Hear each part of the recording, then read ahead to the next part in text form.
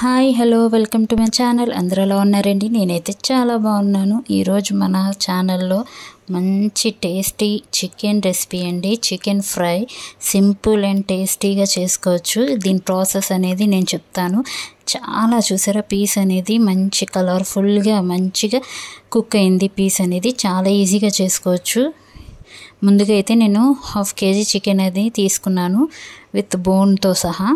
ఇది మంచిగా వాష్ చేసుకోవాలి. ఉప్పు వేసుకుని బాగా 2-3-4 టైమ్స్ వాష్ చేసేసుకోండి. బాగా వాష్ చేసుకోవాలి. ఇందులో నేనైతే ముందుగా టేస్ట్కి తగ్గట్టు సాల్ట్ వేసుకుంటున్నాను. తర్వాత కొద్దిగా పసుపు వేసుకోవాలి. అన్నీ మనకు టేస్ట్కి తగ్గట్టు వేసుకోవాలి. తర్వాత కొంచెం కారం, మీరు ఎంత తింటారో దాన్ని బట్టి వేసుకోండి కారం అనేది. నేనైతే కొద్దిగా తక్కువ వేస్తున్నాను, పిల్లలు తింటారని చెప్పి. తర్వాత కొంచెం జీలకర్ర పౌడర్ వేసుకుంటున్నాను. ఇది నేను వేయించుకుని పౌడర్ చేసి పెట్టుకుంటానండి. జీలకర్ర అనేది వేయించేసి పౌడర్ చేసి పెట్టుకుంటాను. అది 1 స్పూన్ అయితే 1/2 స్పూన్ వేసుకున్నాను. ఇక్కడ ధనియాల పౌడర్ కూడా సేమ్ నేను వేయించుకుని పౌడర్ చేసి పెట్టుకుంటాను. అది 1 స్పూన్ వేసుకున్నాను. ఇప్పుడు గరం మసాలా, హోల్ గరం మసాలా ఉంటుంది కదా, అది కూడా వేయించుకుని పౌడర్ చేసి పెట్టుకున్నదే. అది కూడా వేయించుకున్న తర్వాత అల్లం వెల్లుల్లి పేస్ట్ 1 స్పూన్ అయితే వేసుకోండి. ఫుల్గా 1 స్పూన్ వేసుకోండి. తర్వాత కర్డ్ 1 చెంచా కర్డ్ వేసుకోండి, 1 స్పూన్ అనేది. తర్వాత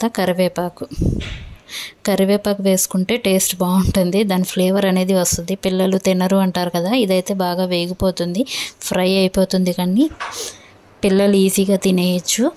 అందుకే కరివేపాకు వేసుకుంటున్నాను.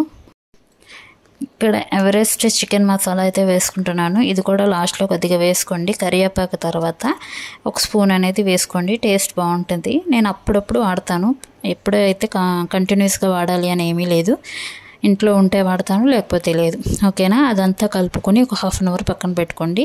ఇప్పుడు ఒక కడాయిలు తీసుకోండి, మందపాటి కడాయి తీసుకుని ఆయిల్ వేయకుండా ఈ చికెన్ అనేది మ్యాగ్నేట్ చేసుకుని పక్కన పెట్టుకున్నాం కదా, అదంతా వేసేసుకొని కొద్దిగా దాని మసాలా అంటుకొని ఉంటుంది కాబట్టి గిన్నెలో ఆ కొద్దిగా మసాలా వాళ్ళు వాటర్ వేసుకుని అది కూడా వేసేసేయండి.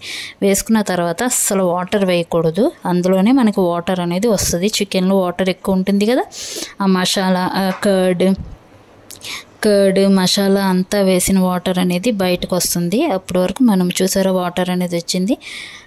వాటర్ వచ్చేంత వరకు కొద్దిగా మనం కలుపుకుంటూ ఉండాలి. వాటర్ అనేది బాగా పైకి వచ్చినంత వరకు మనకి వాటర్ సపరేట్ అవుతుంది. చికెన్ సపరేట్ అయినంత వరకు బాగా వాటర్ అనేది ఇంకిపోయేవాలి.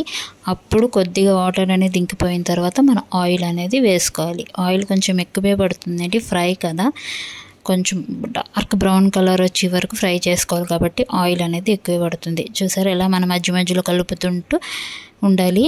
చూసారా, ఈ కలర్ అనేది కొద్దిగా నేను కొంచెం ఫాస్ట్ ఫార్వర్డ్ చేశాను కాబట్టి మీకు కలర్ అనేది ఇలా చేంజ్ అవుతూ ఉంటుంది. ఇది ఆయిల్ చూసారా, ఆయిల్ సపరేట్ అవుతుంటుంది. చికెన్ అనేది బాగా వేగాలి, గోల్డెన్ కలర్లో వచ్చేయాలి చికెన్ అనేది. ఎంత బాగా వేగితే చికెన్ అంత టేస్టీగా ఉంటుంది. మసాలా అంతా దానికి పట్టి చికెన్ అనేది మంచి గ్రేవీగా ఉంటుంది, ప్లస్ ఫ్రై కూడా బాగా అవుద్ది.